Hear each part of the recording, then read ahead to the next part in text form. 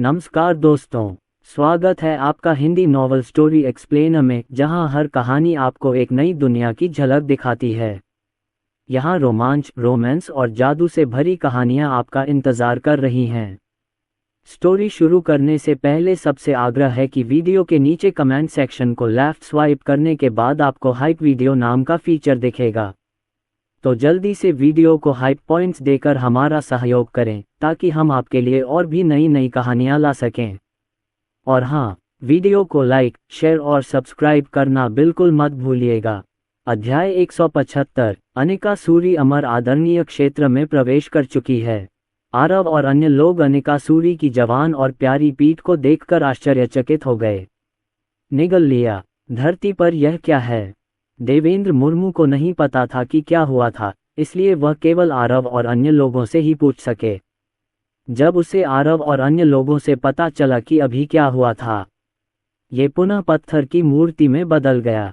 काफी देर बाद पांचों लोग होश में आए। उन्होंने अपने दिल में उठे सदमे को शांत करने के लिए गहरी सांस ली। अनिकासुरी बहुत डरावनी है। हम सचमुच कल्पना भी नहीं कर सकते कि वह सीनियर कितनी डरावनी है। ये सही है, उन्होंने कहा कि ताड़ का पेड़ आकाश को ढक सकता है। पांचों लोगों को सांस लेने में कठिनाई महसूस हुई, लेकिन इसी समय अनिकासुरी, जो अभी अभी आंगन में दाखिल हुई थी, अचानक फिर से बाहर चली गई। दादाजी, मुझे आपकी कुछ मदद चाहिए, क्या आप मेरी मदद कर सकते हैं? अनिकासुरी ने सोचा, चूंकि यहाँ इतने सारे लोग आए हैं, खेती में उनकी मदद करना उनके लिए बिल्कुल सही है। इस तरह मामला जल्दी सुलझ सकता है। ये सुनकर आरव और बाकी लोगों ने एक दूसरे की ओर देखा और सहमति में सिर हिलाया।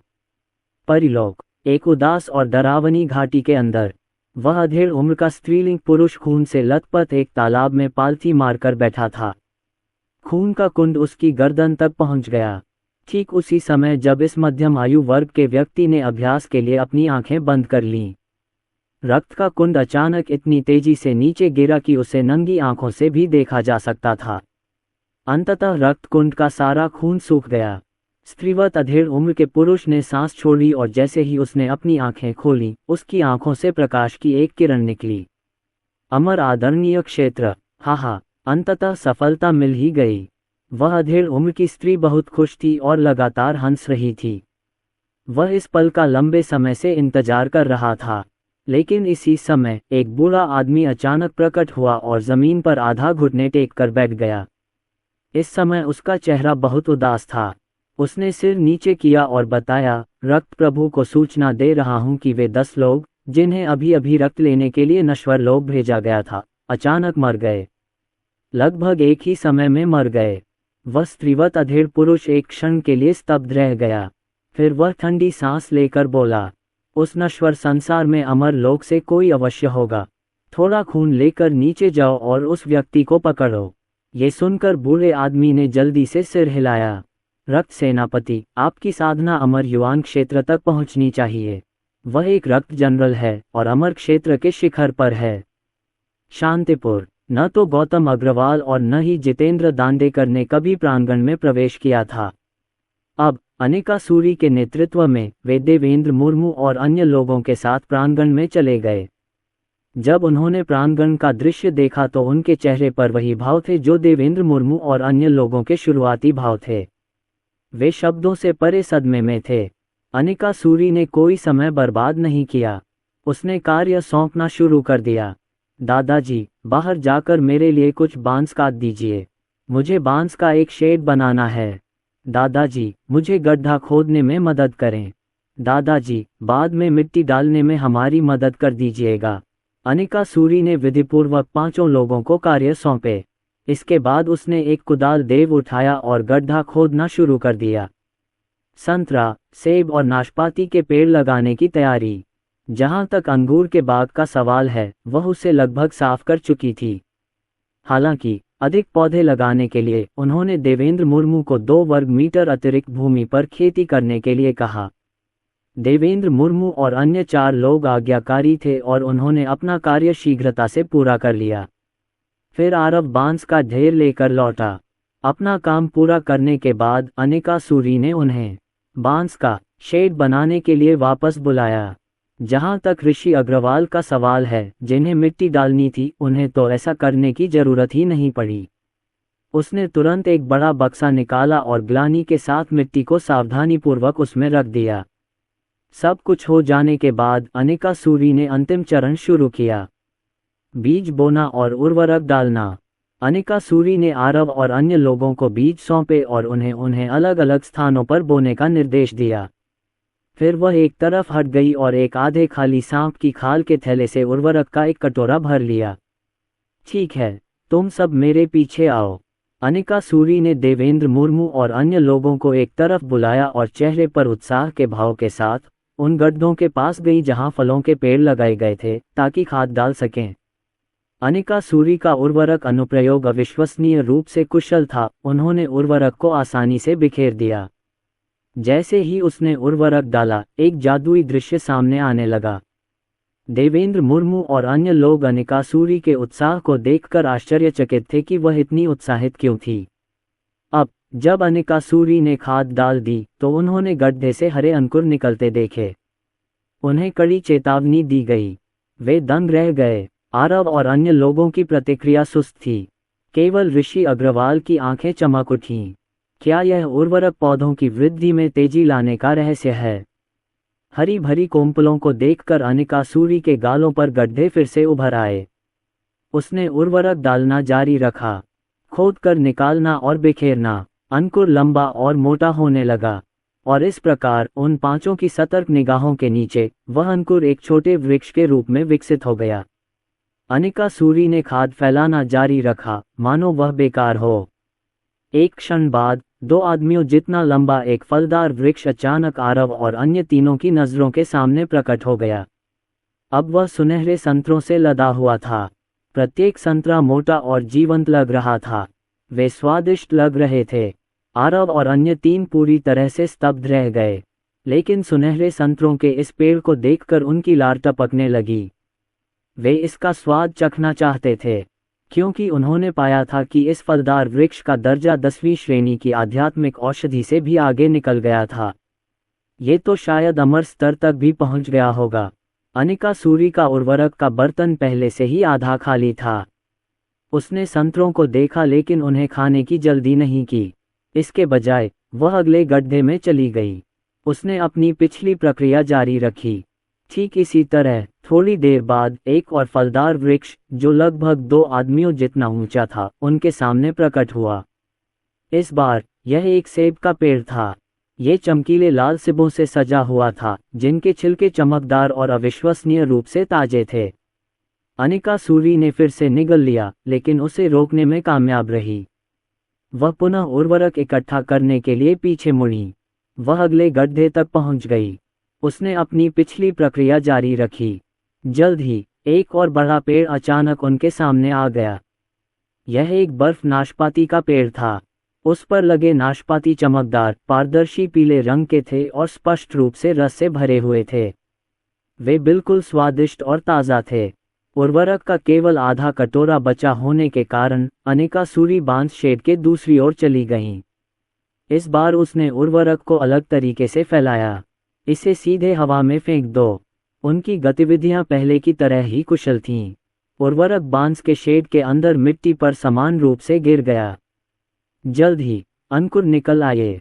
वे धीरे धीरे लंबे होते गए। अंततः वे लताएं बन गईं। अनिकासुरी आगे बढ़ी और बेलों को बांस के शेड पर रख दिया।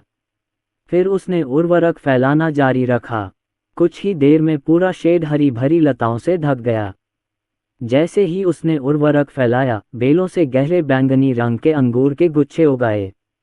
अंगूर अविश्वसनीय रूप से ताजे लग रहे थे। प्रत्येक अंगूर चिकना और सुंदर था। जब उसने सब कुछ कह दिया, तभी अनिकासुरी रुकी।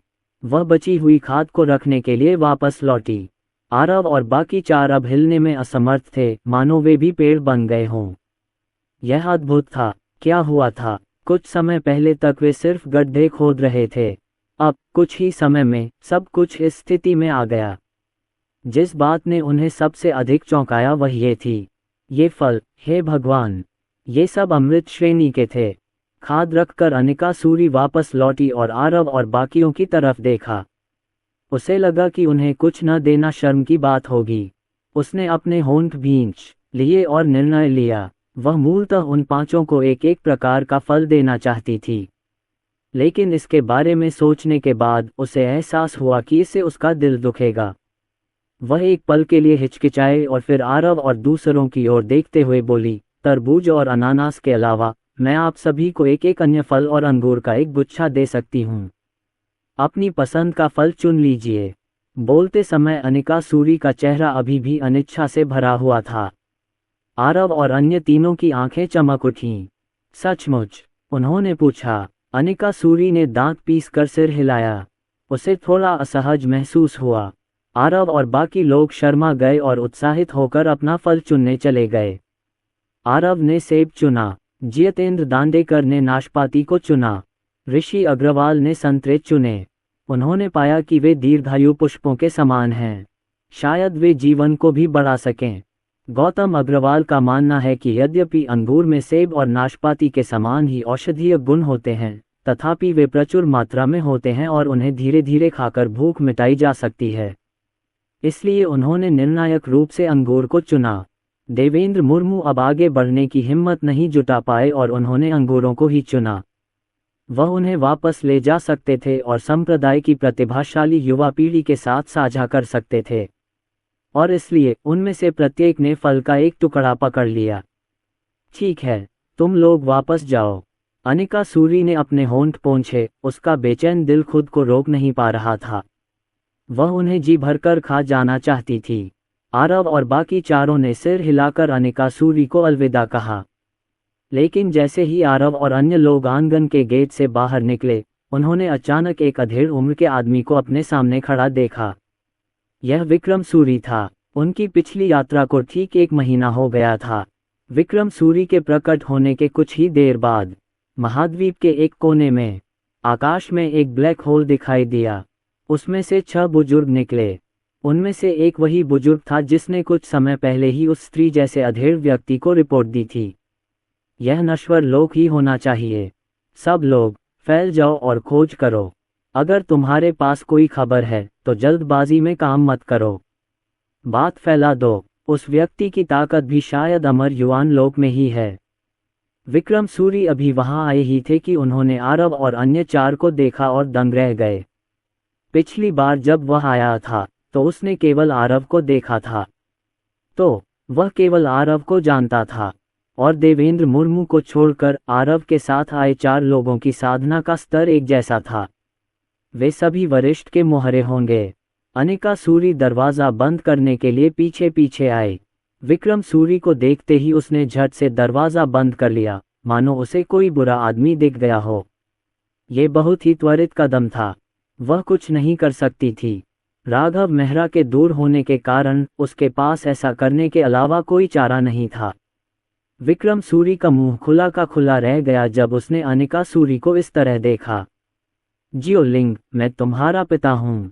विक्रम सूरी रोना चाहता था। उसकी प्यारी बेटी उसे कैसे भूल सकती थी, और यहाँ तक कि उसके साथ एक बुरे आदमी जैसा व्यवहार भी किया गया। वह असहाय था, लेकिन शिकायत करने के तुरंत बाद उसे कुछ एहसास हुआ। उसका पूरा शरीर अचानक पत्थर में बदल गया, गतिहीन। जियोलिंग की साधना अमर आदरणीय क्षेत्र तक पहुंच गई है। यह विक्रम सूरी हैरान रह गए। 1 महीने पहले उनकी बेटी केवल अमर मूल क्षेत्र में थी। वह इतनी जल्दी कैसे आगे बढ़ गई? ये भयानक है। तस्क तस्क, मेरा निर्णय सही था। सीनियर ने जियोलिंग को अच्छी तरह से प्रशिक्षित करने का अपना वादा पूरा किया है। हाँ, विक्रम सूरी के चेहरे पर तुरंत मुस्कान फैल गई। जब देवेंद्र मुर्मू और अन्य लोगों ने विक्रम सूरी को देखा तो वे एक पल के लिए दंग रह गए।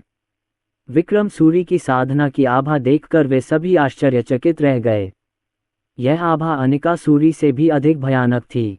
आरव विक्रम सूरी से पहले भी मिल चुका था और विक्रम सूरी उसे भाई भी कह चुके थे। अब विक्रम सूरी को देखकर वह झट से आगे बढ़ा और चिल्लाया, भाई सूरज, बहुत देर हो गई। आरव को पूरा यकीन था कि विक्रम सूरी वास्तव में अमर सम्राट थे। पिछली बार ही उन्होंने देवेंद्र मुर्मू से सुना था कि आकाश मल्होत्रा अगले दिन फिर से माफ़ी मांगने आया था, और उसके बाद जो व्यक्ति आया था वह आकाश मल्होत्रा से भी अधिक शक्तिशाली था। इसका मतलब ये था कि टोकन असली होना चाहिए, और अगर अनिकासुरी पहले से ही इतनी शक्तिशाली थी, अमर प्राणियों का आसानी से वध करने में सक्षम, तो विक्रम सूरी की साधना और आभा तो और भी भयानक थी। वह अमर सम्राट के अलावा और कौन हो सकता है? विक्रम सूरी के चेहरे पर मुस्कान थी और आरव व अन्य लोगों के प्रति कोई तिरस्कार नहीं था। वह ऐसे किसी भी व्यक्ति को कम नहीं आंकता था जो ऐसे दुर्जय बुजुर्ग से संबंधित था। इसलिए उन्होंने देवेंद्र मुर्मू और अन्य लोगों की ओर मुड़ने से पहले आरव का विनम्रतापूर्वक अभिवादन किया और आरव को उनका परिचय कराने का इशारा किया। आरव ने सिर हिलाया और एक एक करके उनका परिचय कराया। सुनने के बाद विक्रम सूरी ने सभी को प्रणाम किया। सभी को नमस्कार, मेरा नाम विक्रम सूरी है। अमर लोक में सभी मुझे तानाशाह कहते हैं। मैं आप सभी से बड़ा हूँ, इसलिए अगर आपको कोई आपत्ति न हो तो आप मुझे भाई सूरज कह सकते हैं। विक्रम सूरी ने बड़ी मुस्कान के साथ कहा, यहाँ प्रत्येक व्यक्ति महाद्वीप के शीर्ष विशेषज्ञों में से एक है तथा उसकी आकांक्षाएं ऊंची हैं। वे अमर लोक के सबसे शक्तिशाली लोगों के नाम भी जानते हैं। गौतम अग्रवाल और जितेंद्र दांडेकर ने आरव से ये भी सुना था कि अमर सम्राट विक्रम उससे बहुत परिचित हैं और उन्होंने उसे एक टोकन भी दिया था। इस समय विक्रम सूरी की बातें सुनकर विक्रम सूरी के बारे में आरव के ज्ञान के साथ उसे अचानक एहसास हुआ कि उसके सामने वाला व्यक्ति परी दुनिया का शासक, अत्याचारी अमर सम्राट होना चाहिए। वे दोनों अपनी सांस रोके रखने से खुद को रोक नहीं सके। ऋषि अग्रवाल की नज़र भी कम नहीं थी। उन्होंने इस वक्त विक्रम सूरी को पहचान लिया और चौंक भी गए। दूसरी ओर देवेंद्र मुर्मू ने विक्रम सूरी को न तो कम ही देखा था और न ही राघव मेहरा से उनके बारे में सुना था। उन्हें अब भी लगता था कि वे अपने सीनियर के लिए सबसे महत्वपूर्ण शतरंज के मोहरे हैं, इसलिए उन्होंने आगे बढ़कर कहा, नमस्ते सूरज भाई।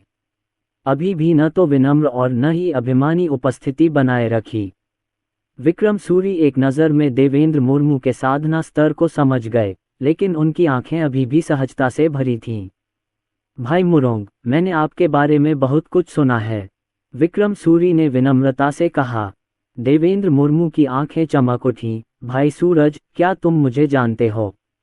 विक्रम सूरी मुस्कुराए और बोले, भाई मुरोंग, मैं भाग्यशाली हूं कि मुझे आपके बारे में वरिष्ठों से सुनने को मिला। वरिष्ठों ने आपकी बहुत प्रशंसा की। ये सुनकर देवेंद्र मुर्मू की सांस तेज हो गई।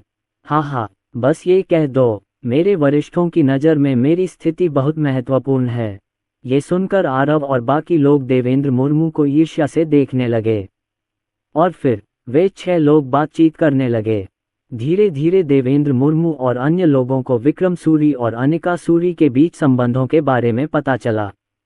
थोड़ी देर बातचीत के बाद देवेंद्र मुर्मू को विक्रम सूरी की पहचान भी पता चल गई। पता चला कि मेरे सामने जो व्यक्ति है वह परी दुनिया का सबसे शक्तिशाली व्यक्ति है, परी सम्राट। अचानक उसकी दिल की धड़कन तेज हो गई। अमर सम्राट, यदि यह आधा वर्ष पहले होता तो वह इसके अस्तित्व के बारे में सोचने की भी हिम्मत नहीं करता। अब ये व्यक्ति उसके ठीक सामने है और वह उसे हर समय भाई कहता है। ये सब हमारे पूर्ववर्तियों की देन है। अपने पूर्ववर्तियों के कारण उनकी स्थिति बढ़ती जा रही है। भले ही उसकी साधना बहुत कमजोर हो, फिर भी वह अमर सम्राट के साथ अच्छे संबंध रख सकता है। यदि आप ये बात दूसरों को बताएंगे तो कोई भी इस पर विश्वास नहीं करेगा। सब लोग, भविष्य में तुम सब अवश्य अमर हो जाओगे। अगर तुम्हें कोई आपत्ति न हो तो जब तुम अमर लोक में पहुंचो तो मुझे ढूंढ लेना। मैं तुम्हारे लिए कई अच्छी नौकरियां जुटा सकता हूं। विक्रम सूरी का मानना था कि मोहन पाल के 5 लोग भविष्य में महान उपलब्धियां हासिल करेंगे। इस समय उन्हें जीत लेने से न केवल राघव मेहरा के साथ संबंध और घनिष्ठ तथा मजबूत होंगे, इसके अलावा वरिष्ठों द्वारा पसंद किया जाने वाला शतरंज का मोहरा बहुत अच्छी प्रतिभा वाला होना चाहिए, जो उसके लिए बहुत फायदेमंद होगा। ये सुनकर देवेंद्र मुर्मू और अन्य 4 लोगों के दिल तेजी से धड़कने लगे। ये सच होने के लिए बहुत अच्छा है। कुछ देर बातचीत करने के बाद विक्रम सूरी और अन्य लोगों के पास बात करने के लिए और कुछ नहीं बचा। विक्रम सूरी ने इस समय यार्ड के बंद गेट की ओर देखा और उसके चेहरे पर फिर से एक कड़वी मुस्कान आ गई। मुझे आश्चर्य है कि क्या सीनियर वहां है। विक्रम सूरी ने आरव और अन्य लोगों से कहा। देवेंद्र मुर्मू और अन्य लोग अभी अभी बाहर आए थे और उन्होंने सोचा कि उन्होंने अभी अभी अपने वरिष्ठों के साथ किसी विषय पर बातचीत समाप्त की होगी। हालांकि उन्होंने इसकी उम्मीद नहीं की थी। आरव और अन्य लोगों ने वास्तव में अपना सिर हिलाया। सीनियर यहाँ नहीं है, लेकिन अनिका सूरी अंदर है। हम यहाँ इसलिए आए हैं क्योंकि कुछ समय पहले एक अमर शहर में नरसंहार करने आया था। देवेंद्र मुर्मू ने बताया कि अभी क्या हुआ था। जब विक्रम सूरी को पता चला कि राघव मेहरा वहाँ नहीं है, तो उन्हें पता था कि उनके लिए यार्ड में प्रवेश करना थोड़ा मुश्किल होगा। जब उसने सुना कि एक अमर व्यक्ति शहर का नरसंहार करने आ रहा है, तो वह भौंचक्का रह गया। ऐसा लगता है कि वे परिलोक की किसी दुष्ट छोटी शक्ति से हैं। जैसे ही उन्होंने ये कहा, विक्रम सूरी अचानक पलटे और दूसरी ओर देखने लगे। वह दिशा वह है जहां पहाड़ियां एक दूसरे को काटती हैं। विक्रम सूरी ने आंखें सिकोड़ते हुए कहा, लगता है और भी लोग नीचे आ रहे हैं। ये देखने का अच्छा मौका है कि वे किस बल से हैं। ये सुनकर आरव और बाकी चारों एक पल के लिए स्तब्ध रह गए। कोई फिर से आ रहा है। विक्रम सूरी ने आरव और बाकी चारों की तरफ देखा और कहा, क्या तुम जाकर देखना चाहोगे? विक्रम सूरी का विचार बहुत सरल था। वह सिर्फ 5 लोगों के सामने अपनी ताकत दिखाना चाहता था। उन्हें बताएं कि यद्यपि वह वरिष्ठों के शतरंज का मोहरा नहीं है, फिर भी वह काफ़ी शक्तिशाली है और उससे दोस्ती करने लायक है। इसके अलावा वह बहुत ऊब गया था और वैसे भी आंगन में नहीं जा सकता था। उन लोगों से निपटने के बाद वह आरव और बाकियों से बातें कर सकता था और उनके साथ अपने रिश्ते को और गहरा कर सकता था। उसके दिल में आरव और अन्य 4 की क्षमता भयावह है। एक वरिष्ठ खिलाड़ी का शतरंज का मोहरा बनने में सक्षम होने के कारण उसकी भविष्य की उपलब्धियां उससे कम नहीं हो सकती। ये सुनकर आरव और बाकी चारों ने जल्दी से सिर हिला दिया। अमर सम्राट को कार्रवाई करते हुए देखें, यह अवसर मिलना कठिन है। आरव और अन्य लोगों की सहमति मिलने के बाद विक्रम सूरी ने हाथ हिलाया और पलक झपकते ही वे 6 लोग वहां से गायब हो गए। जब वे पुनः प्रकट हुए तो वे पहले से ही आकाश में खड़े थे। जब देवेंद्र मुर्मू और उनके 4 साथी वहां पहुंचे तो उन्होंने देखा कि उनके ठीक सामने एक बूढ़ा व्यक्ति खड़ा है। कुछ क्षण पहले बूढ़े व्यक्ति के चेहरे पर एक भावशून्य भाव था और वह अगले कटे हुए पहाड़ की ओर बढ़ने वाला था। जब उसने एक पहाड़ को काटते हुए देखा तो उसने निष्कर्ष निकाला कि यह किसी शक्तिशाली व्यक्ति के हाथों से किया गया है, संभवतः वह व्यक्ति जिसे वे खोज रहे थे। इसलिए मैं यहाँ अन्वेषण करने आया हूँ। लेकिन उसने कभी यह उम्मीद नहीं की थी कि जैसे ही वह पीछा करना जारी रखने वाला था, अचानक 6 लोग उसके सामने आ गए। यदि दूसरा पक्ष कोई साधारण मनुष्य होता तो वह इसमें कुछ भी गलत नहीं समझता, लेकिन उसने पाया कि उसके सामने खड़े व्यक्ति की आभा अत्यंत भयावह थी। इस समय उसने उस आदमी के चेहरे की ओर भी देखा। जब उसने उस आदमी का चेहरा स्पष्ट रूप से देखा तो उसे लगा कि उसका दिल लगभग फट जाएगा। तानाशाह दिव्य सम्राट, यह असंभव, अमर सम्राट यहाँ कैसे हो सकता है? वह घबरा गया। मुझे संदेह हुआ कि मैं मतिभ्रम कर रहा हूँ। विक्रम सूरी की आकृति चमकी और वहां से गायब हो गई। पलक झपकते ही वह उस बूढ़े आदमी के सामने खड़ा हो गया। मुझे बताओ कि तुम किस संगठन से हो, उसका बॉस कौन है और संगठन कहाँ स्थित है? बेशक तुम्हें मुझे बताने की ज़रूरत नहीं है, लेकिन तुम जानते हो कि मेरे पास तुमसे बात करवाने के बहुत सारे तरीके हैं। विक्रम सूरी के चेहरे पर भावशून्य भाव थे और वह अपने सामने खड़े बूढ़े व्यक्ति को ऐसे देख रहे थे मानो वह जमीन पर पड़ी किसी चींटी को देख रहे हों। बूढ़े ने पलक झपकते ही विक्रम सूरी को अपने सामने प्रकट होते देखा। विक्रम सूरी की शक्ति को करीब से महसूस करते हुए उसका शरीर अनायास ही कांप उठा। इस समय उसे ऐसा लग रहा था जैसे वह बादलों में बैठा है और वह बहुत उलझन में था। अमर सम्राट इस नश्वर संसार में क्यों प्रकट हुए? इसके अलावा उनका संगठन बहुत मजबूत नहीं है। तार्किक रूप से कहें तो अमर सम्राट के लिए उनसे निपटने के लिए व्यक्तिगत रूप से कार्रवाई करना असंभव है। क्या ये चींटियों को चाकू से मारना नहीं है? अमर सम्राट, मैं पूछ रहा हूँ, क्या आप मुझे जाने देंगे? बूढ़े आदमी ने कांपते हुए कहा।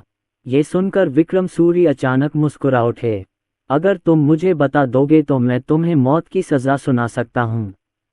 अगर तुम नहीं बताओगे तो मैं तुम्हारे अमर बच्चे को निकाल लूंगा और तुम्हें 1000 साल तक यातना दूंगा। ये सुनकर बूढ़ा आदमी अचानक उदास हो गया। विक्रम सूरी को आरव और अन्य लोगों से पता चला है कि इन लोगों के कारण लाखों लोगों की मौत हुई है। ऐसे लोग मौत के लायक हैं। बूढ़े व्यक्ति के पास और कोई चारा नहीं था। वह उस दर्द को महसूस नहीं करना चाहता था जो उस अमर बच्चे को हो रहा था। यही वह यातना है जिससे अमर लोग सबसे अधिक डरते हैं। अंत में वह सब कुछ बता सका, क्योंकि उसमें विक्रम सूरी के सामने आत्महत्या करने का आत्मविश्वास नहीं था।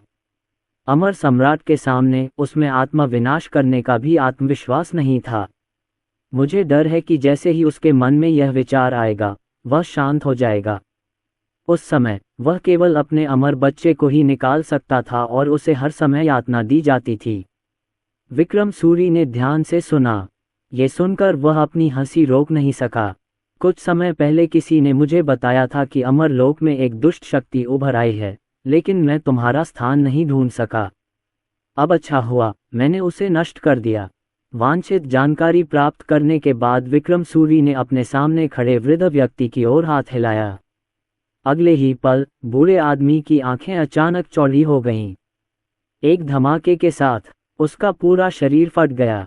खून जमीन पर बरसने लगा। बूढ़े व्यक्ति से निपटने के बाद विक्रम सूरी ने कई दिशाओं में देखा और कुछ उंगलियां चटकाईं। उसने उंगली चटकाने का काम बहुत तेजी से किया, लेकिन आखिरी चाल पूरी करने के बाद वह अचानक स्तब्ध रह गया। ऐसा लग रहा था जैसे उसकी निगाहें जगह की सीमाओं को भेद कर उस जगह पर जा रही हों जहां उसने आखिरी बार उस व्यक्ति से मुलाकात की थी। वहां खून से लथपथ एक आदमी सोने की तलवार पकड़े खड़ा था। सीनियर वहां क्यों है? विक्रम सूरी ने उलझन में देखते हुए निगल लिया। तभी उसके चेहरे पर श्रद्धा का भाव प्रकट हुआ। ये निश्चित रूप से संयोग नहीं है, ये वरिष्ठ द्वारा गणना की गई होगी। कुछ ही देर बाद विक्रम सूरी ने अपनी उंगलियां चटका दीं। झांगुवांग शहर के पास एक पर्वत श्रृंखला के ऊपर। यहाँ सफ़ेद बादल आराम से हैं और चारों ओर शांति है। एक झटके के साथ वह बूढ़ा आदमी, जिसे कुछ समय पहले ही स्त्री जैसे अधेड़ उम्र के आदमी से आदेश मिले थे, अचानक यहाँ प्रकट हो गया। वह हवा में खड़ा हो गया और तुरंत अपने आसपास के वातावरण को भांप लिया। अचानक उसकी आंखें सिकुड़ गईं। उसे अचानक ड्रैगन की शक्ति का आभास हुआ। वह एक मार्शल आर्ट का अभ्यास करते थे जिसका ड्रैगन से कुछ संबंध था। यद्यपि इस समय ड्रैगन की शक्ति बहुत कमजोर थी, फिर भी वह अपनी मार्शल आर्ट और इस तथ्य के कारण इसे महसूस करने में सक्षम था कि ड्रैगन उसके बहुत करीब था। उसने नीचे पहाड़ों में एक स्थान पर देखा और पलक झपकते ही गायब हो गया। इस समय मॉन्स्टर पर्वत श्रृंखला में एक स्थान पर राघव मेहरा और अन्य लोगों का सामना एक राक्षस से हुआ था। राघव मेहरा और उनके साथी कुछ समय पहले ही पहाड़ों में दाखिल हुए थे। उनके सामने जो राक्षस था, वह भी आज उनका सामना किया गया पहला राक्षस था। कल अपने मार्शल आर्ट अभ्यास के परिणामों की जांच करने के लिए राघव मेहरा राक्षस को देखते ही सीधे आगे की ओर दौड़ा और पहले कार्रवाई करने के लिए तैयार हो गया। साथ ही उन्होंने ब्लैक ड्रैगन को भी बुलाया। जब राक्षस को काले अजगर का आतंक महसूस हुआ तो वह डर गया और भागने के लिए तैयार हो गया। लेकिन तभी अचानक एक बूढ़ा आदमी उसके सामने आ गया। राक्षस को बूढ़े आदमी की आभा महसूस हुई, उसके अंग नर्म पड़ गए और वह सीधे जमीन पर गिर पड़ा। वह कांपने लगा। जब बूढ़ा आदमी प्रकट हुआ तो सबसे पहले उसने अपने सामने खड़े राक्षस को देखा। ड्रैगन की शक्ति आमतौर पर राक्षसों से आती है।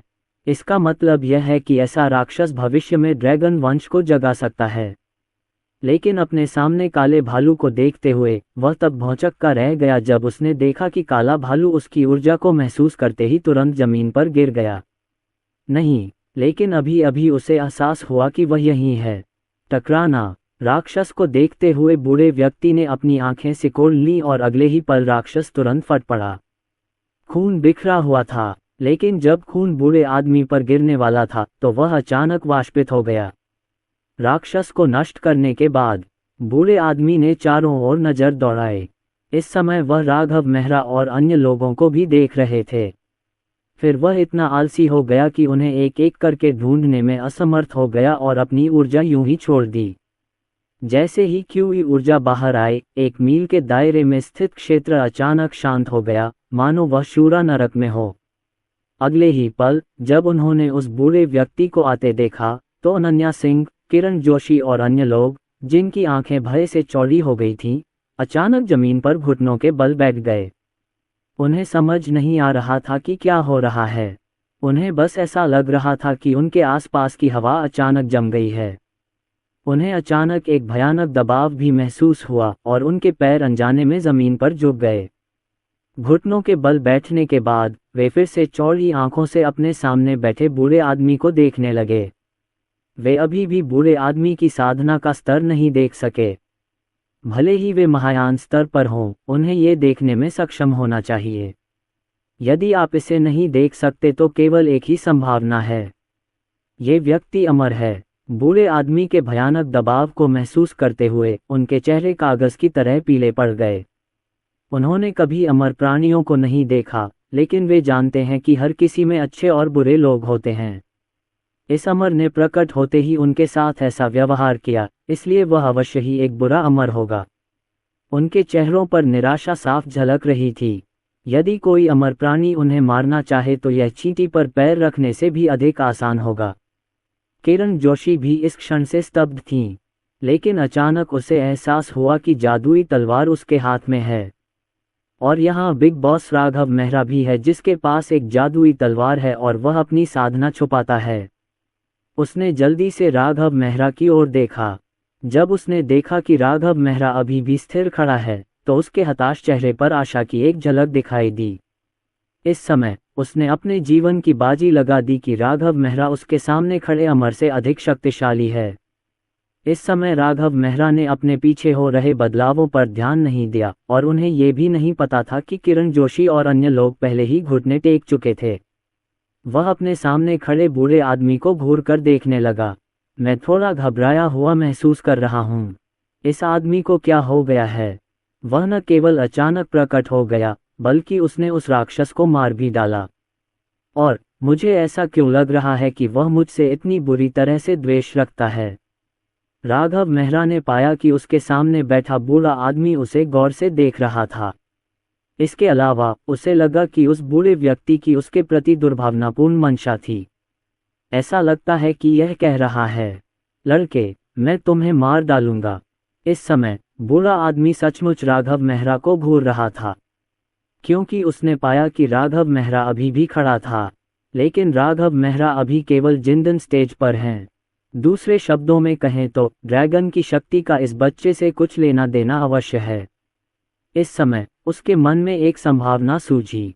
कुछ लोग अपने वंश को जागृत करेंगे, और 10,000 लोगों में से एक जो अपने वंश को जागृत करता है, वह ड्रैगन कबीले से संबंधित वंश को जागृत करेगा।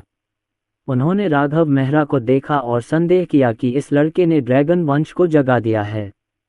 यदि इस बच्चे का रक्त ऐसा है, तो वह बहुत धनवान बन जाएगा।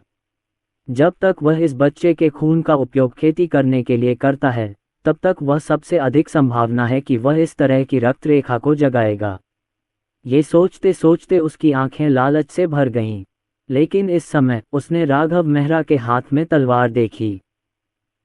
तलवार को देखकर वह थोड़ा उलझन में पड़ गया। यह अमर लोक के स्वर्ण पंख अमर हथियार से इतना मिलता जुलता क्यों है? लेकिन ये बस ऐसा ही था। इस अमर अस्त्र ने उसे किसी सांसारिक जादुई अस्त्र का एहसास दिलाया। थोड़ी देर बाद उन्होंने इसे अनदेखा कर दिया और सीधे राघव मेहरा की ओर चल पड़े। जब तक इस बच्चे का रक्त वंश ऐसा ही रहेगा, वह उसे मार डालेगा और उसका खून पीता रहेगा। तथापि उसने बस एक कदम आगे बढ़ाया। अगले ही पल वह अचानक उलझन में पड़ गया। अचानक उसे अपने पीछे एक भयानक दबाव महसूस हुआ। वह पीछे मुड़कर देखना चाहता था, लेकिन बहुत देर हो चुकी थी। एक धमाके के साथ उसका पूरा शरीर अचानक फट गया। जैसे ही ये दृश्य हुआ, आसपास का वातावरण शांत हो गया। आप पिंग गिरने की आवाज़ सुन सकते हैं। ये दृश्य देख रहे हैं। राघव मेहरा दंग रह गया। अनन्या सिंह और अन्य लोग भी उलझन में थे। केवल किरण जोशी एक कदम चलते ही भड़के बूढ़े आदमी को देखते हुए उसने जल्दी से अपनी नज़रें हटा लीं और राघव मेहरा को घूरने लगा।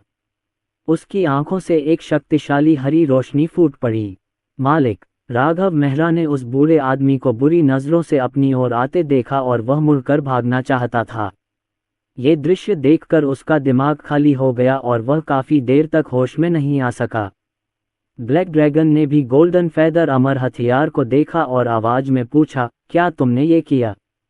गोल्डन फेदर इमॉर्टल आर्टिफैक्ट ने तुरंत कहा, नहीं, मैंने अभी तक कुछ नहीं किया है। बोलते समय स्वर्ण पंख वाले अमर कलाकृति की दृष्टि अंतरिक्ष में घूमती हुई एक दिशा में देखने लगी। वहां की स्थिति देखकर स्वर्ण पंख अमर अस्त्र एक क्षण के लिए स्तब्ध रह गया। इस समय उसकी नज़र तानाशाह अमर सम्राट से मिली, लेकिन थोड़ी देर बाद गोल्डन विंग अमर कलाकृति ने अपनी निगाहें हटा लीं। पहले से ही पता है क्या हुआ। और पीछे राघव मेहरा, अनन्या सिंह और अन्य लोग अभी भी उलझन में थे।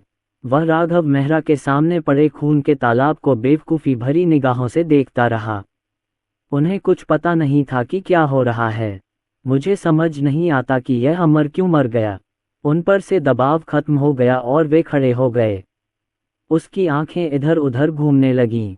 वे देखना चाहते थे कि ऐसा भयानक अमर कौन बना सकता है, जो अपनी आभा उत्सर्जित करके उन्हें घुटने टेकने पर मजबूर कर सकता है, आत्मविनाश और मृत्यु के लिए।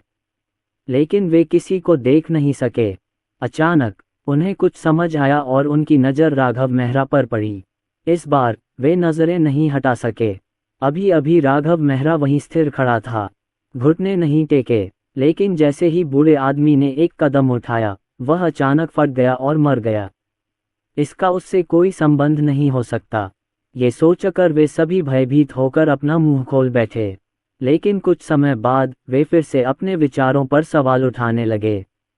राघव मेहरा के पास केवल जिंदान स्तर की खेती का स्तर है। सबसे मजबूत ताकत नवजात आत्मा चरण में है। इतनी शक्तिशाली ताकत कैसे हो सकती है? जितना अधिक वे इसके बारे में सोचते, उतना ही अधिक वे भ्रमित होते जाते। लेकिन उन्हें लगा कि अगर इसका राघव मेहरा से कोई लेना देना नहीं है, तो ये थोड़ा अनुचित होगा, क्योंकि उन्होंने अभी घुटने नहीं टेके हैं। यहाँ तक कि कुत्ता भी राक्षस की तरह जमीन पर नहीं लेटा। किरण जोशी राघव मेहरा की पीठ को ऐसे देख रहे थे जैसे किसी भगवान को देख रहे हों। मालिक, अब आप और दिखावा नहीं कर सकते। अमर, तुमने तो अमर को भी विस्फोटित कर दिया। ये कितना शक्तिशाली हो सकता है? आप अमर सम्राट नहीं हो सकते। किरण जोशी को अमरता के स्तर के बारे में स्पष्ट जानकारी नहीं थी, लेकिन वह जानते थे कि अमर दुनिया में सबसे शक्तिशाली व्यक्ति अमर सम्राट था। इस समय उनकी नज़र में राघव मेहरा सबसे मजबूत अमर है। जैसे ही उसने सोचना समाप्त किया, राघव मेहरा अंततः मुड़ा। राघव मेहरा अभी भी असमंजस में था। किरण जोशी और बाकियों को देखते हुए वह खुद को रोक नहीं पाया और पूछा, अभी क्या हुआ?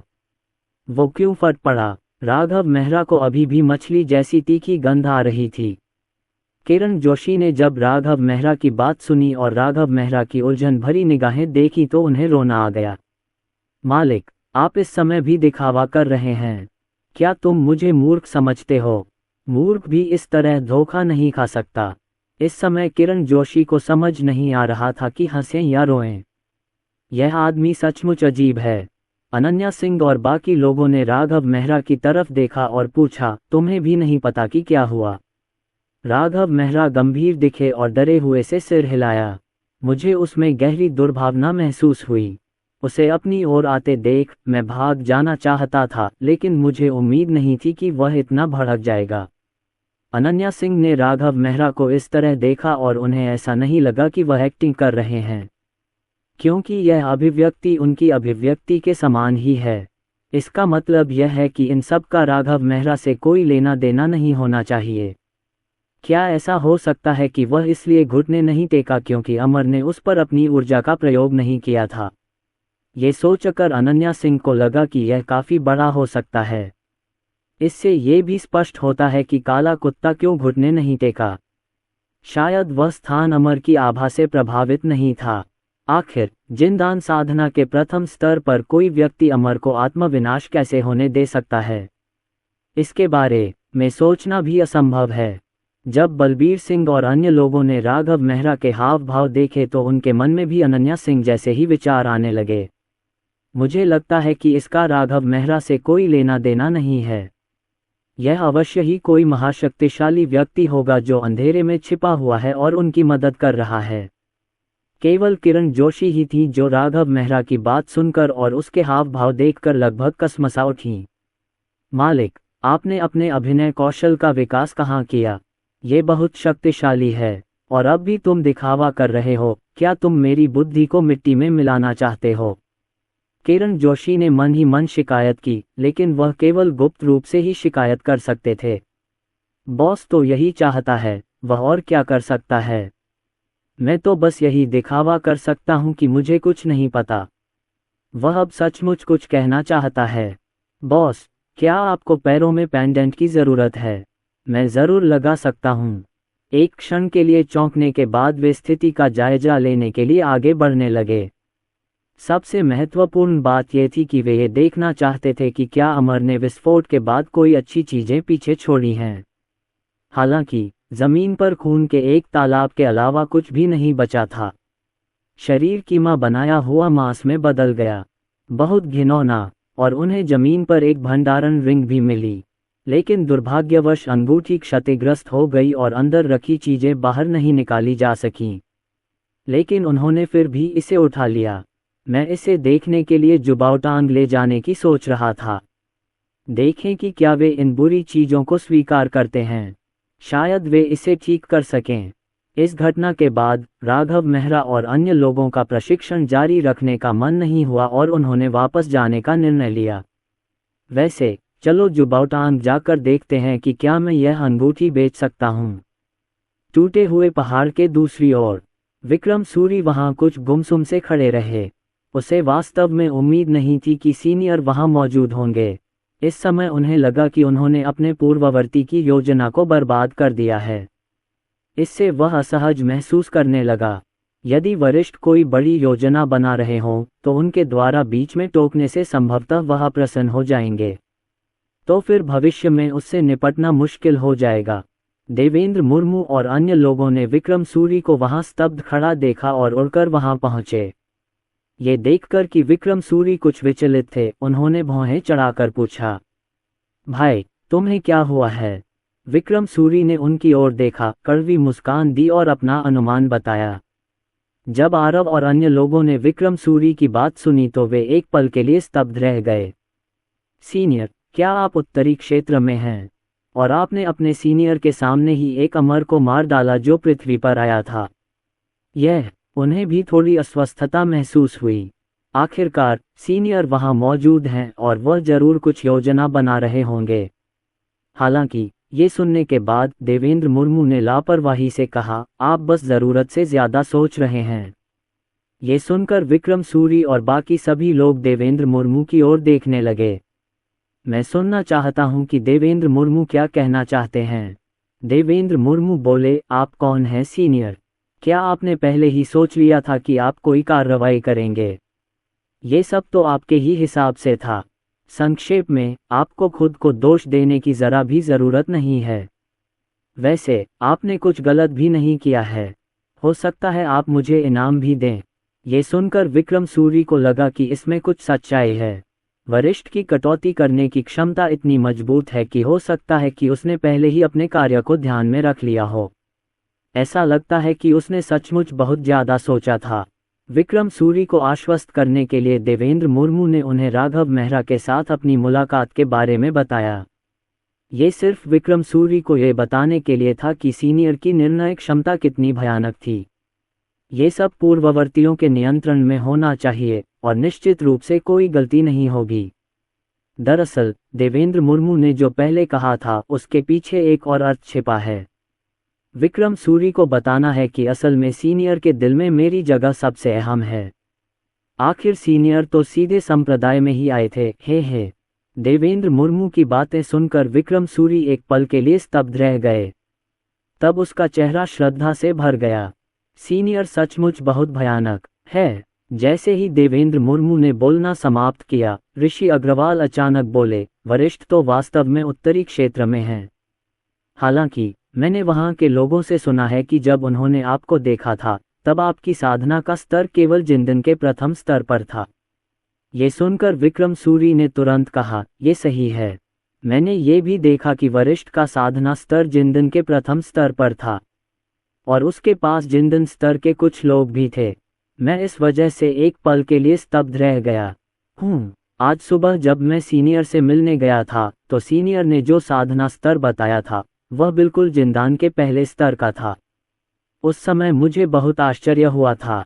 कहीं ऐसा तो नहीं कि सीनियर फिर से कोई योजना बना रहे हों। देवेंद्र मुर्मू ने अपनी भौहें उठाईं। ये सुनकर विक्रम सूरी ने अचानक अपनी आंखें चौड़ी की और कहा, क्या ये हो सकता है कि जिंदान क्षेत्र के उन लोगों में से कोई ऐसा हो जिस पर सीनियर की नज़र पड़ गई हो।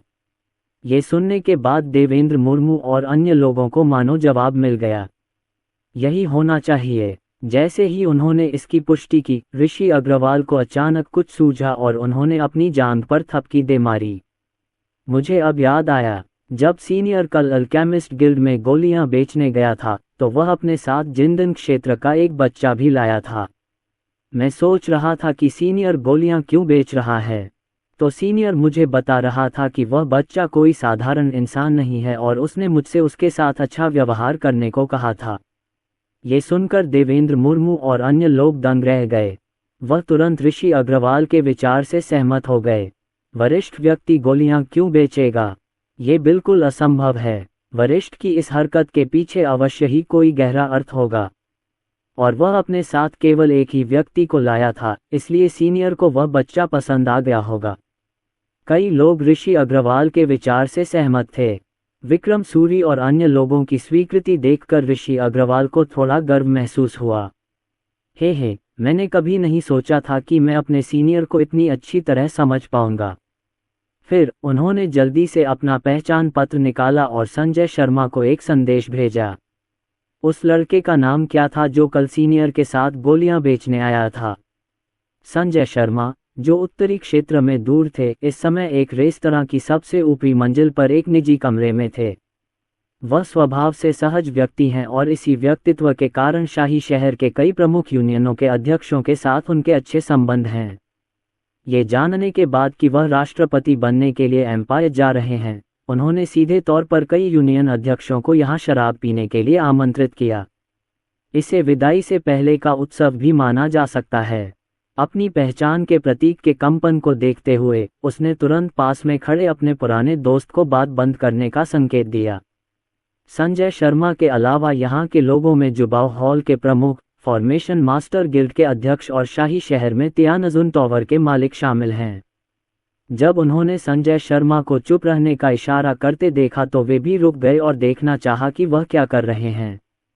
संजय शर्मा ने पहचान टोकन में आध्यात्मिक ऊर्जा डाली। अगले ही क्षण एक आवाज उसके कानों में पड़ी।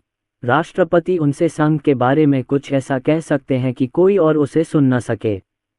संजय शर्मा ने आवाज को ध्यानपूर्वक सुना। आवाज सुनने के बाद वह अचानक स्तब्ध रह गया। उन्होंने तुरंत एक संदेश भेजा जिसमें लिखा था, जनरल लियू। जब ये नाम सुना गया तो शाही शहर में फॉर्मेशन मास्टर गिल्ड के अध्यक्ष एक पल के लिए स्तब्ध रह गए। किरण जोशी, क्या वह हमारे संघ का प्रतिभाशाली व्यक्ति नहीं है? कुछ क्षण के प्रसारण के बाद अंदर से एक आवाज आई, बहुत बढ़िया, वापस जाओ और तैयारी करो। यूनियन की आधी संपत्ति निकालकर उसके परिवार को भेज दो और उसे व्यक्तिगत रूप से बताओ कि ये उस वरिष्ठ के सम्मान में उसे दी जा रही हैं। मैं उसके उज्जवल भविष्य की भी कामना करता हूँ।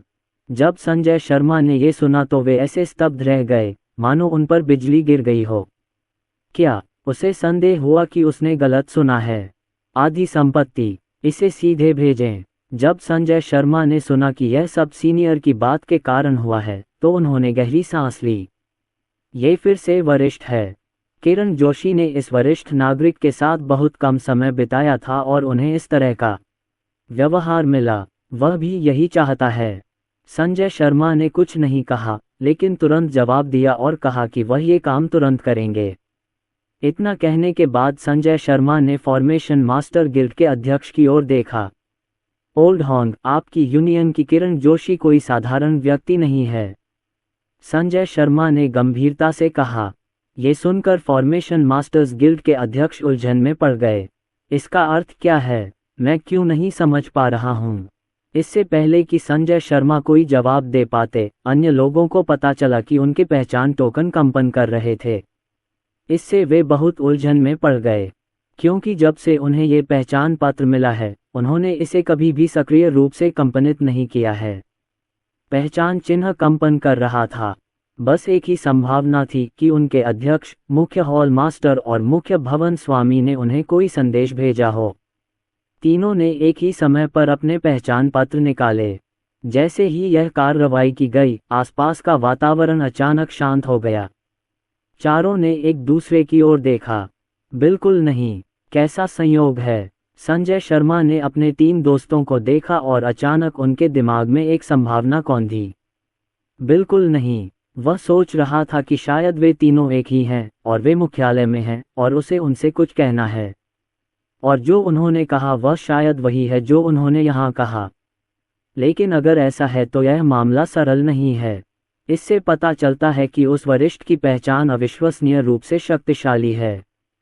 तीनों ने एक ही समय पर आवाज का प्रसारण सुना। ये सुनकर वे तीनों दंग रह गए। गुरगल, वे तीनों संजय शर्मा को शून्य दृष्टि से देखने लगे।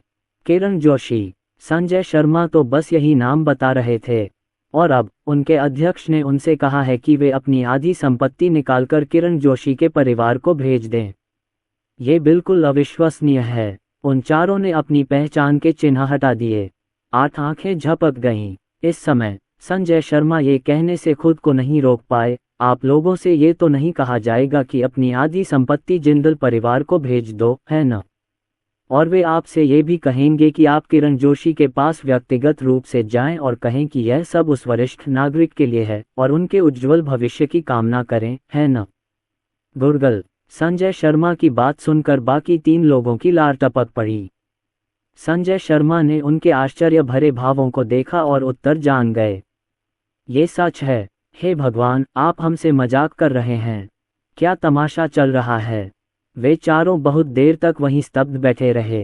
अंत में उन्हें वास्तव में समझ नहीं आया कि क्या कहना है, इसलिए वे केवल अलविदा कहकर चले गए तथा तैयारी के लिए संघ में लौट गए। उसी समय जिंदल परिवार के अंदर इस समय कुलपति पद के लिए बड़ा नाटक चल रहा है।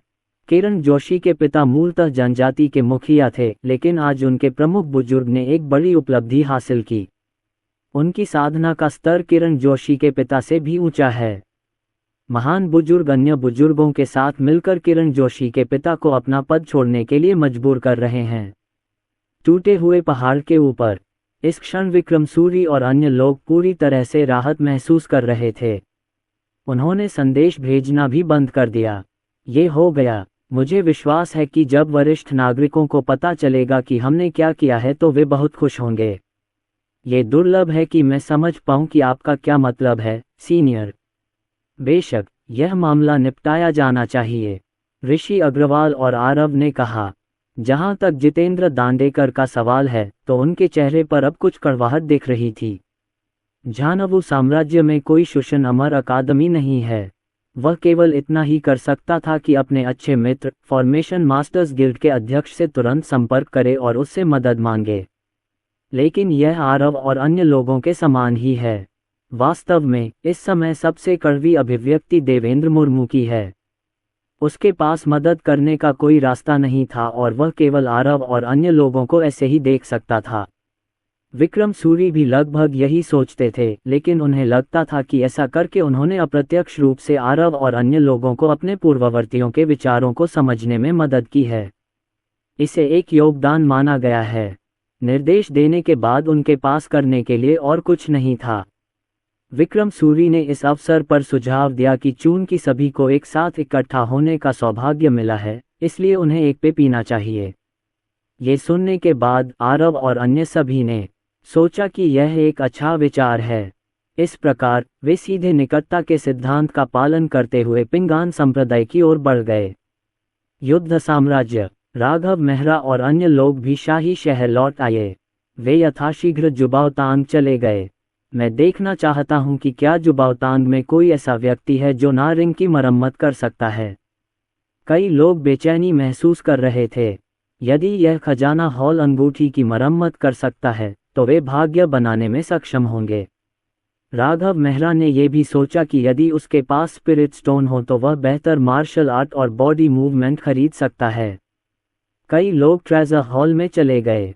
किरण जोशी को कल वाला डीकन फिर मिल गया और उन्हें बताएं कि उन्होंने अभी क्या अनुभव किया। अंततः उसने अंगूठी निकाल ली। राघव मेहरा और अन्य लोगों की बात सुनकर डीकन थोड़ा उलझन में पड़ गया। अमर पहले ही मर चुके हैं।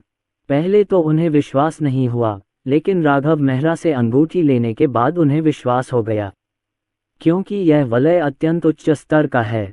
ये तो बस क्षतिग्रस्त हो गया है। मुझे यकीन नहीं है कि इस अंगूठी की मरम्मत हो सकती है या नहीं। मुझे मुख्यालय में आइटम रिस्टोरर से इसकी जांच करवानी होगी, उपाध्यायक ने कहा। ये सुनकर राघव मेहरा और अन्य लोगों के माथे पर बल पड़ गए। वे अनुसरण नहीं कर सके।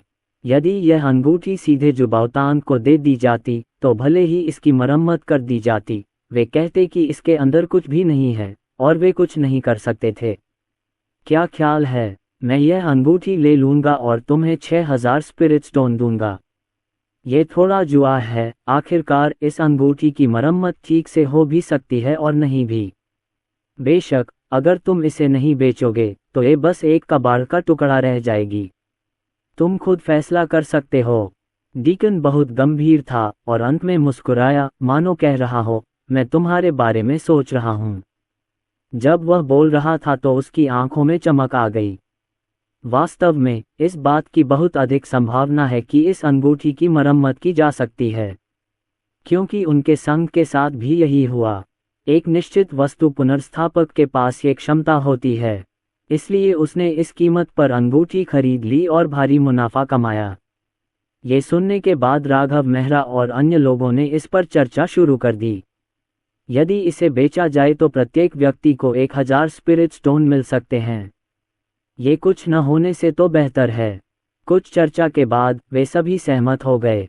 डीकन ने अंगूठी ले ली और राघव मेहरा तथा अन्य को 6000 निम्न श्रेणी के स्पिरिट स्टोन दे दिए। अंततः उन्होंने मुस्कुराते हुए राघव मेहरा और अन्य लोगों को विदा किया। हा, मैंने बहुत पैसा कमाया। राघव मेहरा और अन्य लोगों को जाते देख डीकन अचानक हंसने लगे। अब वह अपनी मुस्कान नहीं छिपा पा रही थी, वह बहुत खुश थी। लेकिन तभी उसने देखा कि प्रधानाध्यापक बाहर भाग रहे हैं। उसकी आंखें चमक उठीं और वह प्रधानाध्यापक को अंगूठी के बारे में बताने के लिए तैयार हो गया। केवल हॉल का प्रमुख ही इस अंगूठी को पुनर्स्थापक को खोजने के लिए मुख्यालय तक ले जा सकता है। मास्टर, उसने उस बूढ़े आदमी को रोका जो जल्दी से बाहर जा रहा था। जुबाव हॉल के प्रमुख को रोक दिया गया और उन्होंने भौहें चढ़ाईं। वह ये भी सोच रहा था कि वह अपने दोस्तों से पीछे न रह जाए। क्या कुछ है? हालांकि उपाध्यायक के हाव भाव देखकर उसने फिर भी पूछा। डीकन ने बताया कि अभी क्या हुआ था और एक स्टोरेज रिंग निकाली। ये सुनकर जुबाव हॉल का मुखिया दंग रह गया। क्या आप ये कह रहे हैं कि यह चीज किरण जोशी और उनके गिरोह ने बेची थी और तुमने उन्हें धोखा दिया? धत्तेरी की! जुबाव हॉल के प्रमुख ने अचानक डीकन को ऐसे घूरा जैसे वह उसके पिता का हत्यारा हो। इस अचानक परिवर्तन से डीकन थोड़ा अभिभूत हो गया। तब जुबाव हॉल के प्रमुख बकवास करने के लिए बहुत आलसी थे और उन्होंने गहरी आवाज में कहा, मेरे साथ जिंदल परिवार के पास आओ और आपको बाद में पता चल जाएगा कि आपने क्या गलत किया। जिंदल परिवार! इस बिंदु पर सत्ता संघर्ष अनियंत्रित हो गया। महान बुजुर्ग और अन्य लोग अभी भी तर्क के बारे में बात कर रहे थे, बोलने के लिए अपनी शक्ति का उपयोग कर रहे थे। बाद में ये देखकर कि अनिल जोशी ने अपनी मृत्यु के बाद भी कबीले के नेता का पद छोड़ने से इनकार कर दिया, उनके पास इस अंतिम उपाय का सहारा लेने के अलावा कोई विकल्प नहीं बचा। दमन के लिए बल का प्रयोग करें। अनिल जोशी, हमें मजबूर मत करो। आखिरकार हम एक परिवार हैं। इसके अलावा मैं अभी तुमसे ज्यादा मजबूत हूँ। मुझे यकीन है कि मेरे नेतृत्व में हमारा परिवार अभी से कई गुना ज्यादा मजबूत होगा। महान बुजुर्ग अभी भी गहरी आवाज में बोल रहे थे। यदि वे उन्हें बलपूर्वक दबा देते हैं तो भले ही वह कबीले के नेता का पद जीत जाए, वह अनिल जोशी के वंश से किसी का भी फिर से उपयोग नहीं कर पाएगा। वे सीधे परिवार भी छोड़ सकते हैं। परिवार की शक्ति भी कमजोर हो जाएगी। Great elder, the position of clan leader was entrusted to me by my father before his death, so I'm sorry I can't obey your order. Anil Joshi's face looked very ugly. The position of patriarch was passed down to him by his father before his death. He also swore an oath in front of his dead father, I will definitely lead the family to prosperity, and I also promised my father that the position of patriarch can only be passed down to my lineage. Since you are so stubborn, well, you forced me to do this. The great elder had no choice but to fight. At most, he can wait until he seizes power and then go out to recruit some people. He believed that under his leadership, his family would develop better, it won't be as half-dead as it is now. It can only be a medium-sized and dispensable force in the royal city. Unable to reach an agreement, the two sides became eager to fight. The entire parliament hall began to be filled with hostility. There are 7 people on the great elder's side. There were only 5 people on Anil Joshi's side. There is a huge gap in strength, but just when the two sides were on the verge of fighting, sudden, a servant ran in. Report to the clan leader, the president of the Alchemist Guild is here to visit. Just as the servant finished speaking, another person came running in from outside. This person was a guard. Reporting to the clan leader, the president of the Alchemists Union has just arrived, and the head of the Jubo Hall is also here and wants to see you. And this is not the end. Just as the two men finished their report, another guard hurried in. Reporting to the clan leader, the president of the Formation Masters Union and the owner of Tianzun building have arrived. The 4 of them are waiting outside and want to see you and the young master. As soon as the words were spoken, the surroundings were so quiet that you could hear a pin drop. Originally, there was only a fighting spirit here, but now everyone's minds are in a mess. What the hell is going on? How come so many powerful beings came to their family? Anil Joshi was confused and didn't understand what was going on.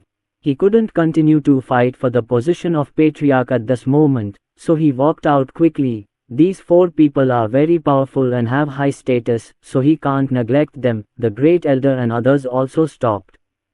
Regardless of whether he could seize the position of patriarch or not, the family had to be preserved first. If they accidentally offended these 4 people, their family would not only fail to develop, but would probably have to move out of the royal city. Chapter 139 The flirtatious Kiran Joshi. Sanjay Sharma and the other 3 were sitting in the reception hall at this moment. The deacon who had just tricked Kiran Joshi and the others was now sitting next to the head of Jubo Hall. अब उसका हृदय बेचैनी की तीव्र भावना से भरने लगा, जिससे वह असहज महसूस करने लगा। उन्हें नहीं पता था कि क्या हो रहा है और वे ये भी नहीं समझ पा रहे थे कि अचानक इतने सारे शक्तिशाली लोग जिंदल परिवार के पास क्यों आ गए। ये शाही शहर के शीर्ष व्यक्ति हैं, अल्केमिस्ट्स यूनियन के अध्यक्ष, फॉर्मेशन मास्टर्स गिल्ड के अध्यक्ष, तियानजुन बिल्डिंग के मालिक और उनके प्रधानाध्यापक। वह कांपने लगा। ठंडे पसीने ने धीरे धीरे उसकी पीठ को भिगो दिया। अब वह केवल प्रार्थना ही कर सकता था। प्रार्थना कर रहा था कि जो उसने संदेह किया था वह घटित न हो, लेकिन फिर भी उसका अंतर्ज्ञान उसे बताता रहा, वह तो पहले ही मर चुका है। कुछ देर इंतजार करने के बाद आखिरकार कोई बाहर आया, और एक से अधिक। इसके बजाय जिंदल परिवार के सभी वरिष्ठ सदस्य आए। अनिल जोशी आगे चल रहे थे। जिंदल परिवार के सबसे बड़े बुजुर्ग कुछ बुजुर्गों का नेतृत्व करते हुए उनके पीछे पीछे चल रहे थे। उन्हें देखना होगा कि क्या हो रहा है। इतने सारे शक्तिशाली प्राणी क्यों आ रहे हैं? आपका स्वागत है, वरिष्ठ जन। मुझे सचमुच उम्मीद नहीं थी कि आप हमारे जिंदल परिवार में आएंगे। आपका स्वागत न कर पाने के लिए मुझे बहुत खेद है। जैसे ही अनिल जोशी स्वागत कक्ष में दाखिल हुए, उन्होंने तुरंत संजय शर्मा और अन्य लोगों को प्रणाम किया। अन्य बुजुर्गों ने भी ऐसा ही किया और जल्दी से झुक गए। संजय शर्मा और अन्य लोग पहले ही खड़े हो चुके थे, और जब उन्होंने अनिल जोशी को इस स्थिति में देखा तो वे खुश हो गए। वे चारों एक साथ वहां आए और विनम्रता से बोले, कुलपति लियू, आप मजाक कर रहे हैं। जिंदल परिवार में आपका आना हमारे लिए सम्मान की बात है। जैसे ही ये शब्द बोले गए, पूरा हॉल कब्रिस्तान की तरह शांत हो गया। अनिल जोशी और अन्य लोग अपनी दिल की धड़कनें सुन सकते थे। यह महान बुजुर्ग ने संजय शर्मा और अन्य 3 लोगों की ओर देखा जो अनिल जोशी को घेरे हुए थे, और उनका मुंह तुरंत खुला का खुला रह गया। अरे, ये क्या हो रहा है? उसे ऐसा महसूस हुआ जैसे उसने गंदगी खा ली हो। इस समय अनिल जोशी भी अचंभित थे। वह बस यही सोच रहा था कि क्या ये 4 लोग किसी कारण से एक साथ आए हैं और क्या वे यहाँ किसी को दोषी ठहराने आए हैं, या हो सकता है कि उसका बेटा बाहर मुसीबत में पड़ गया हो या ऐसा ही कुछ हो। मैं बहुत घबरा गया था, लेकिन अब इन 4 लोगों को देखकर उसे लगा कि कहीं वह मतिभ्रम तो नहीं कर रहा है। ये सचमुच अविश्वसनीय है। संजय शर्मा ने भी इस समय इधर उधर देखा, लेकिन किरण जोशी उन्हें नजर नहीं आई, तो उन्होंने पूछा, मास्टर किरण जोशी इस समय कहाँ हैं? संजय शर्मा की बात सुनकर अनिल जोशी दंग रह गए। अपने बेटे को खोज रहे हैं, और इसे ऐसा कहा जाता है? क्या ये सब मेरे बेटे की वजह से है? ये सोचकर वह सोचने लगा कि क्या उसके बेटे ने कुछ भयानक काम किया है, और यह एक अच्छी बात है। क्या वह 4ठी कक्षा का फॉर्मेशन मास्टर बनने में सफल हो गया? लेकिन 4ठी कक्षा का प्रशिक्षण प्राप्त मास्टर भी ऐसा नहीं करेगा। आखिरकार ये चारों सुपर बॉस हैं। महान बुजुर्ग और अन्य लोग संजय शर्मा की बातें सुन रहे थे और अनिल जोशी की तरह ही सोच रहे थे। अब उसके हृदय में बेचैनी की तीव्र भावना थी, और वह ठीक वैसा ही महसूस कर रहा था जैसा कि पास ही स्थित उपयाजक का था। अनिल जोशी ने गहरी सांस ली और खुद को पूछने से नहीं रोक पाए, मुझे आश्चर्य है कि क्या चारों सीनियर मेरे बेटे से किसी बात पर मिलने आए थे? दरअसल वह हाल ही में एक टीम में शामिल हुआ है और जल्द ही एक प्रतियोगिता में भाग लेने की तैयारी कर रहा है।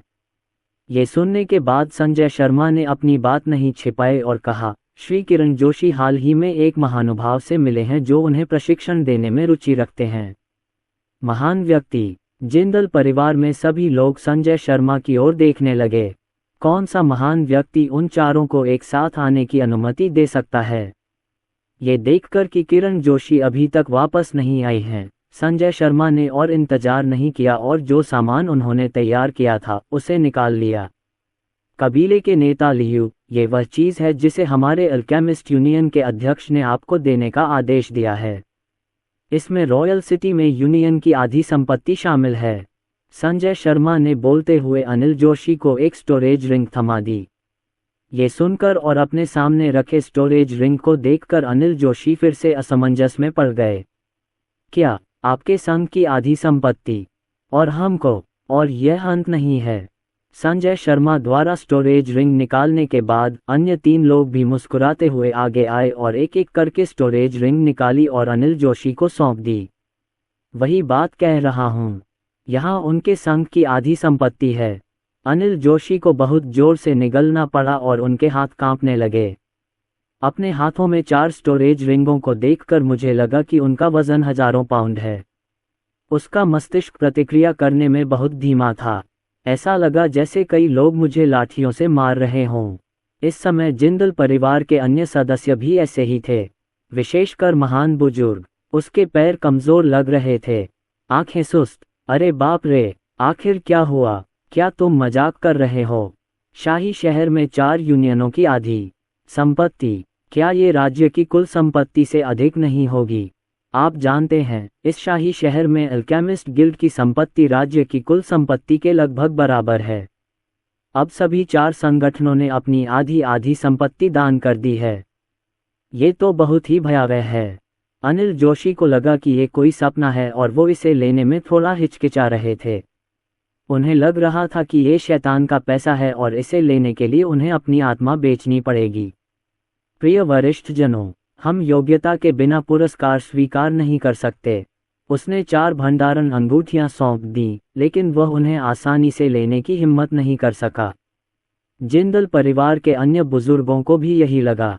उन्हें लगा कि अगर उन्होंने ऐसा किया तो उनके परिवार को भयंकर संकट का सामना करना पड़ सकता है। आखिरकार ये कहावत तो सभी जानते हैं कि यदि कोई पाए आसमान से गिरे तो 10 में से 9 बार वह किसी न किसी को मार ही डालेगी। संजय शर्मा को पता था कि ऐसा होगा और उन्होंने पहले से ही बहाना सोच लिया था। बस इतना कहिए कि आप ऐसा महासभा के आदेश के कारण कर रहे हैं। वे इसे वापस लेने का साहस नहीं करते, अन्यथा ये प्रश्न उठेगा कि क्या वे भविष्य में भी राष्ट्रपति पद पर बने रह सकेंगे। ये सुनकर अनिल जोशी और अन्य लोगों को अचानक समझ नहीं आया कि क्या कहें। महासभा आदेश देगी। किरण जोशी को ऐसा कौन सा महान व्यक्ति मिला जो ऐसा कर सके? ये व्यक्ति संभवतः पूरे महाद्वीप को प्रभावित करने के लिए पर्याप्त शक्तिशाली है। आखिरकार ऐसा आदेश जारी करने के लिए कई शीर्ष बलों के अध्यक्षों की आवश्यकता होगी, न कि केवल उसी बल के नेता की। शायद एक अमर, ये सोचकर उन सब ने गहरी सांस ली। किरण जोशी वास्तव में ऐसे व्यक्ति से मिली, और लोग इसके प्रति इतने आशावादी हैं। नहीं, जब वह वापस आएगा तो मैं उससे इसके बारे में पूछूंगा। अनिल जोशी और अन्य लोग अभी यही सोच रहे थे। अगले ही पल दरवाजे के बाहर अचानक एक अत्यंत प्रसन्न आवाज सुनाई दी। पिताजी, मैं वापस आ गया हूँ। टीएस, मुझे आपसे कुछ ज़रूरी बात कहनी है। किरण जोशी की बात सुनकर वहां मौजूद लोग दंग रह गए। आयोजन, एक क्षण में वे सभी समस्याग्रस्त बच्चे बन गए, उनकी आंखें जिज्ञासा से भरी थीं। अनिल जोशी जल्दी से बाहर निकल गए। इस दौरान किरण जोशी भी नजर आईं।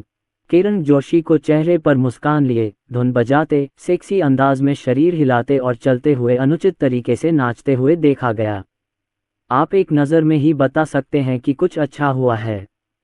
इस समय अनिल जोशी के बाहर आने के अलावा कई लोग दरवाजे से बाहर चले गए।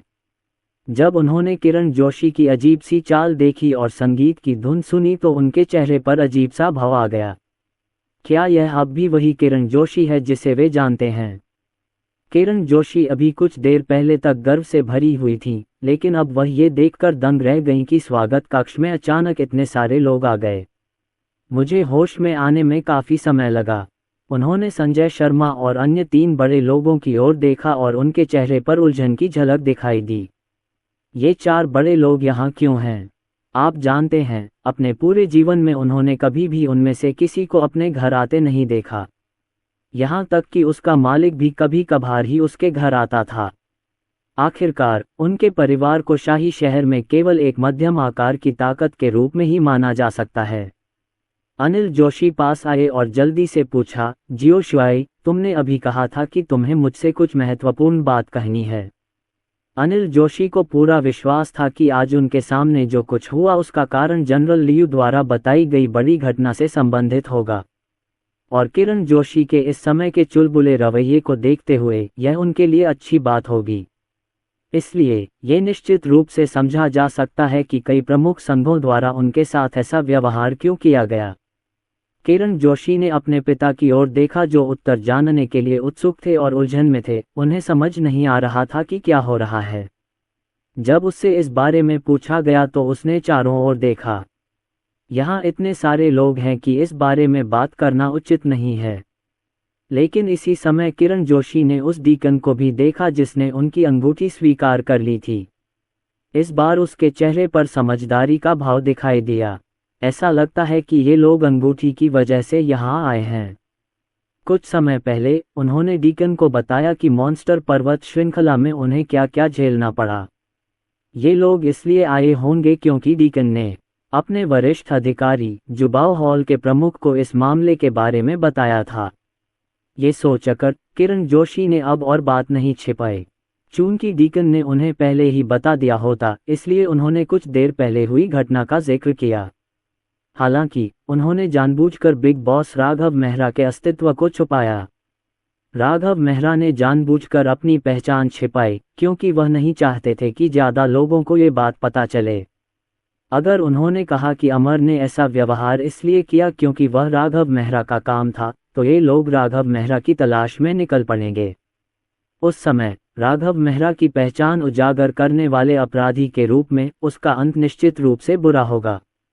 कम से कम अब मैं इस बड़े आदमी से और नहीं चिपक पाऊंगा। संजय शर्मा और अन्य लोग ये सुनकर हैरान रह गए। अमर वास्तव में इस तरह मारा गया था। ये किसने किया? अनिल जोशी ने भी पूछा, क्या आप बता सकते हैं कि यह किसने किया?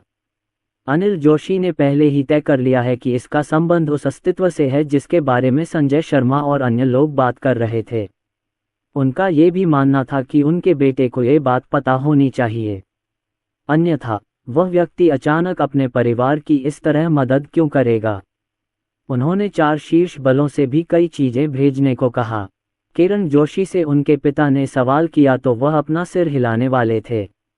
हालांकि संजय शर्मा ने पहले जवाब दिया, ये वही वरिष्ठ होगा। ये सुनकर किरण जोशी अचानक दंग रह गए। तभी उन्हें याद आया कि संजय शर्मा की मुलाकात राघव मेहरा से हुई थी। संजय शर्मा की प्रशंसा भरी निगाहों को देखकर किरण जोशी की इच्छा हुई कि वे जाकर उन्हें ईंट से मार दें। भाई, वह बड़ा आदमी अपनी पहचान छिपा रहा है क्योंकि वह नहीं चाहता कि बहुत से लोग ये जानें। आपने वास्तव में ये यहाँ कहा? क्या आपको यहाँ बहुत सारे लोग नहीं दिख रहे हैं? जुबाओ हॉल के तीनों मुखिया संजय शर्मा की बात रेस्टोरेंट में सुन चुके थे। अब जब उन्होंने सुना कि सीनियर ने एक अमर को इतनी आसानी से मरने दिया तो वे अवाक रह गए। ये सीनियर बहुत मजबूत है। इससे ये भी स्पष्ट हो जाता है कि एसोसिएशन के अध्यक्ष और भवन के सामान्य मालिक ने उन्हें ऐसा करने का आदेश क्यों दिया।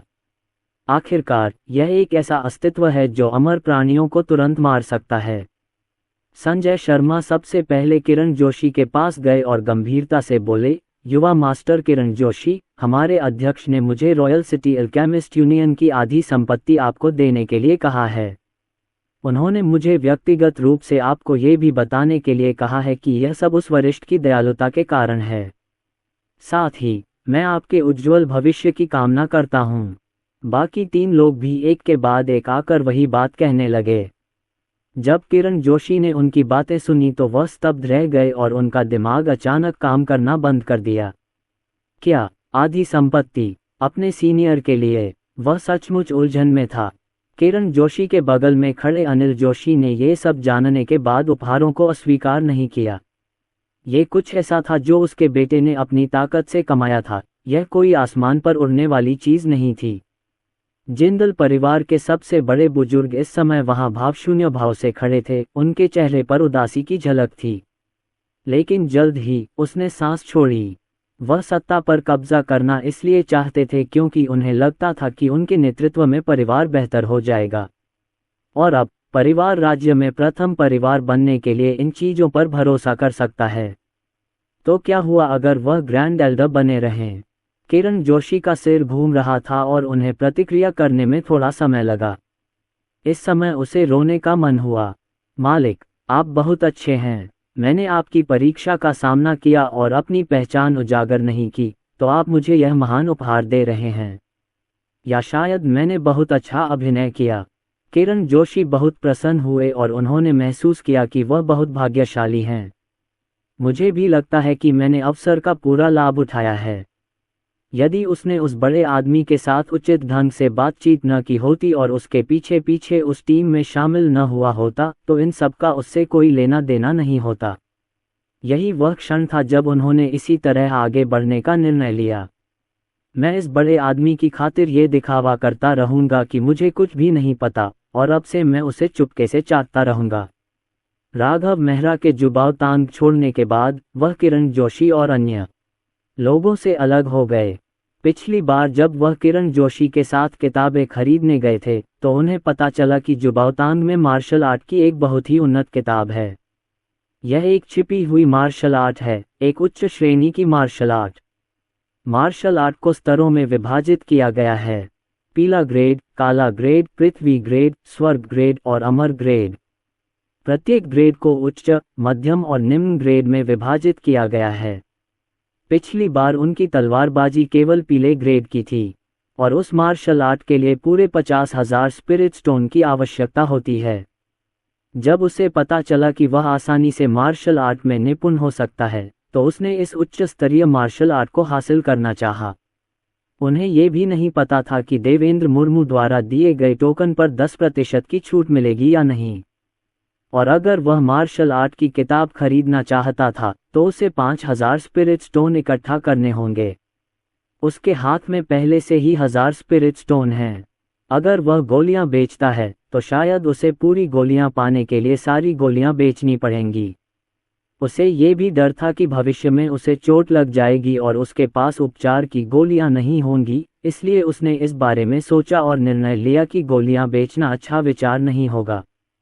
मैं केवल आत्मा पत्थर अर्जित करने के अन्य तरीकों के बारे में सोच सकता हूँ। उन्होंने एक समाधान भी सोचा, राक्षसों का शिकार। वह पहले ही जान चुका था कि एक अच्छे जिंदान स्टेज राक्षस को मारने पर संभवतः 100 से अधिक स्पिरिट स्टोन बिक सकते हैं। यदि आप नवजात आत्मा चरण में गलती से किसी राक्षस जानवर को मार देते हैं, तो आप उसे सैकड़ों आत्मा पत्थरों के बदले बेच सकते हैं। राघव मेहरा अभी भी अपनी ताकत के बारे में निश्चित नहीं है, लेकिन अब उसके पास शक्तिशाली शारीरिक कौशल और अंतहीन आध्यात्मिक ऊर्जा है। वह निश्चित रूप से राक्षसों का शिकार करने के लिए अकेले मॉन्स्टर माउंटेन रेंज में जाने की कोशिश कर सकता है। कुछ आत्मा पत्थर अर्जित करें। इसलिए उनके अलग होने के बाद, जब अभी भी काफी समय था, वह मॉन्स्टर माउंटेन रेंज की ओर उड़ गया। मॉन्स्टर पर्वत श्रृंखला पर लौटने के बाद राघव मेहरा ने इधर उधर दौड़ना शुरू कर दिया। जैसे ही वह उस स्थान के पास पहुंचा जहां कुछ समय पहले अमर की मृत्यु हुई थी, उसने अचानक एक राक्षस की गगनभेदी दहाड़ सुनी। राघव मेहरा की आंखें चमक उठीं और वह तेज गति से वहां दौड़ा। काले अजगर ने वहां की स्थिति को महसूस किया और अजीब तरीके से कहा, शरीर से बाहर के क्षेत्र में एक राक्षस जानवर। जहां तक उस पक्ष का प्रश्न है, तो इस समय स्थिति काफी जटिल है। 6 लोग वहीं खड़े होकर अपने सामने खड़े राक्षस को बेवकूफी भरी निगाहों से देख रहे थे। उनके पैर कांप रहे थे। पलायन। उनमें से सभी 6 की उम्र 30 वर्ष से कम थी। उनकी खेती जिंदान अवस्था में है। उनमें से एक व्यक्ति तो नवजात आत्मा चरण तक भी पहुंच गया। हालांकि जब उनका सामना शरीर से बाहर के क्षेत्र में एक राक्षस जानवर से हुआ, तो उनके पास केवल एक ही काम था, और वह था भाग निकलना। वे 6 लोग मुड़कर भाग गए, लेकिन इस क्षण उन्होंने पाया कि राक्षस स्पष्ट रूप से एक क्षण पहले उनके पीछे था, लेकिन अगले ही क्षण वह उनके सामने था। यह 6 लोग इतने भयभीत हो गए कि उनके चेहरे पीले पड़ गए। लेकिन इसी समय उन्हें अचानक पता चला कि जिंदान के पहले स्तर पर एक आदमी हवा के झोंके की तरह बहुत तेज गति से उनकी ओर दौड़ रहा था। उनके लिए वहां से निकलना मुश्किल था। तभी उन्होंने जिंदान की पहली मंजिल पर एक आदमी को अपनी ओर दौड़ते देखा और उन्हें समझ नहीं आया कि क्या कहें। आप मौत को दावत दे रहे हैं। जो व्यक्ति नवजात आत्मा अवस्था तक पहुंच चुका है, उसकी पहचान वास्तव में जटिल होती है। वह झानवु साम्राज्य के युवराज राजकुमार आदित्य वर्मा हैं। इस बार राज्य में आयोजित मार्शल आर्ट प्रतियोगिता उसके पिता द्वारा उसके लिए तैयार नहीं की गई थी, लेकिन उसने अपने पिता से इसे तैयार करने को कहा। जब वह नेसेंट सोल के पहले स्तर तक पहुंच गया, तो संयोग से उसका जन्मदिन आ गया। जब उसके पिता राजा ने उससे पूछा कि उसे क्या उपहार चाहिए, तो उसने एक टूर्नामेंट की मांग की। अपनी साधना के नवजात आत्मा चरण तक पहुंचने पर भरोसा करते हुए उन्होंने सोचा कि वह निश्चित रूप से इस प्रतियोगिता में प्रथम स्थान जीतेंगे। उसके लिए ये पहला स्थान एक उपहार है जो उसने स्वयं के लिए तैयार किया है। आप भी अलग दिख सकते हैं, लेकिन उन्हें यह उम्मीद नहीं थी कि प्रधानमंत्री का इकलौता बेटा, जो विदेश यात्रा पर गया था, वापस आ जाएगा। नवजात आत्मा चरण तक पहुंचने का उल्लेख तो किया ही नहीं गया। वह इशिका सिंह की टीम में भी शामिल हो गए। इससे उन पर दबाव पड़ा। इसलिए आज मैंने अपनी टीम इकट्ठी की और कुछ अनुभव प्राप्त करने के लिए बाहर गया। उनकी टीम बहुत मजबूत है। जो नवजात आत्मा अवस्था में है, उसके अलावा बाकी सभी लोग अंतिम जिंदन अवस्था में हैं या यहाँ तक कि जिंदन अवस्था के शिखर पर हैं। वे इस क्षेत्र में कई घंटों से प्रशिक्षण ले रहे हैं। अभी अभी दूर से उन्हें इस मॉन्स्टर पर्वत श्रृंखला से एक बड़ा दबाव आता हुआ महसूस हुआ। इसी कंपन के कारण वे यहाँ आए। मुझे संदेह है कि यहाँ कुछ खजाना है, लेकिन उन्हें यह उम्मीद नहीं थी कि अभी अभी हुए कंपन ने एक राक्षस को भी आकर्षित किया है। ये राक्षस वास्तव में शरीर से बाहर के क्षेत्र में है। यहाँ पहुँचते ही उनकी टक्कर राक्षस से हो गई। इससे वे इतने डर गए कि उनकी पैंट में पेशाब लगने की नौबत आ गई। इस समय ये देखकर कि वे और अन्य लोग अवरुद्ध थे, उनके हृदय निराशा से भर गए। शरीर से बाहर के राक्षसों और उनके बीच का अंतर स्वर्ग और पृथ्वी के बीच के अंतर जितना बड़ा है, इसमें कोई तुलना ही नहीं है। राजकुमार आदित्य वर्मा को बहुत दुख हुआ। यदि उन्हें ये बात पहले पता होती तो वे यहाँ प्रशिक्षण लेने नहीं आते। यदि वे लालची न होते और यहाँ न आते तो उन्हें ऐसी स्थिति का सामना न करना पड़ता। अब सब ठीक है।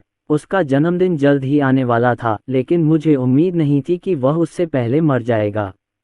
लेकिन जब वे हताश थे तो उन्हें इस बात का जरा भी अंदाजा नहीं था कि जिंदान क्षेत्र के प्रथम स्तर पर एक व्यक्ति पूरी गति से उनकी ओर दौड़ेगा। जब उन्होंने राघव मेहरा को देखा तो राजकुमार आदित्य वर्मा और अन्य लोगों के चेहरे पर एक अजीब सी चमक आ गई। ये पहली बार है जब मैंने किसी को इतना आत्मघाती देखा है। उन्हें और भी अधिक आश्चर्य इस बात पर हुआ कि जब राघव मेहरा करीब पहुंचे तो वे राघव मेहरा के चेहरे पर भाव स्पष्ट रूप से देख सकते थे। यह अत्यंत उत्साहपूर्ण दृश्य था। ये सही है, राघव मेहरा अब बहुत उत्साहित हैं, क्योंकि उसने पाया कि यह राक्षस उससे कहीं अधिक बड़ा था जिसका उसने पहले सामना किया था। उन्होंने ये भी पाया कि राक्षस के पास लोग भी थे। वह नहीं जानता था कि वह राक्षस को हरा पाएगा या नहीं, लेकिन अब वहाँ लोग हैं। अगर मैं लड़ने के लिए पर्याप्त मजबूत नहीं हूँ तो मैं उनके साथ मिलकर हमला कर सकता हूँ। जैसे ही वह ये सोच रहा था, राघव मेहरा को सामने से एक चिल्लाहट सुनाई दी। लड़के, भाग जाओ! राजकुमार आदित्य वर्मा ने देखा कि राघव मेहरा अभी भी उनसे कुछ दूरी पर है, इसलिए उसने दांत पीसते हुए राघव मेहरा को याद दिलाते हुए चिल्लाया, अगर मैं अब पलट जाऊं तो शायद कुछ नहीं होगा, कम से कम मैं अपनी जान तो बचा सकता हूं। हालांकि ये सुनकर राघव मेहरा की आंखें चमक उठीं। वह इतनी तेज दौड़ रहा था और हवा इतनी तेज थी कि वह स्पष्ट रूप से सुन नहीं पा रहा था, लेकिन वह सामान्य विचार समझ सकता था। शब्द हैं, उसे जल्दी से वहां जाने दो। ठीक है, मैं जल्द ही वहां पहुंच जाऊंगा, राघव मेहरा ने आगे की ओर चिल्लाते हुए कहा और फिर से अपनी गति बढ़ा दी। उन्होंने अपने शरीर की गतिविधियों का चरम सीमा तक उपयोग किया।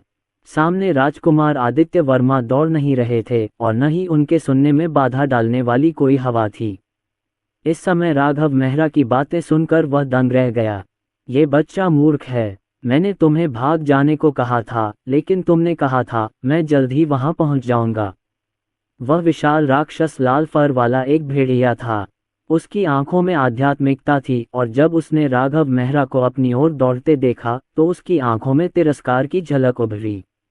वह राजकुमार आदित्य वर्मा और अन्य को मारने की जल्दी में नहीं था, बल्कि राघव मेहरा के आने का इंतजार कर रहा था।